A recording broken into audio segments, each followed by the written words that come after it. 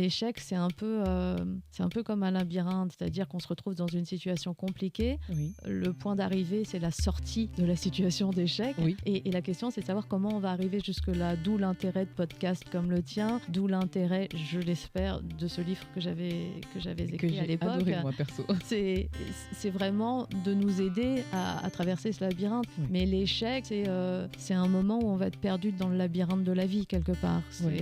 On aimerait tous que la vie, ce soit une sorte de ligne droite de la naissance vers la réussite, mais ça se passe jamais comme ça. Et moi, la façon dont je vois l'échec, c'est tout à coup, on se retrouve paumé dans ce labyrinthe. Oui. Et on se demande vraiment, ça nous paraît insurmontable. On se dit, mon Dieu, j'arriverai jamais jusqu'à la sortie. Et pourtant, on finit toujours par y arriver.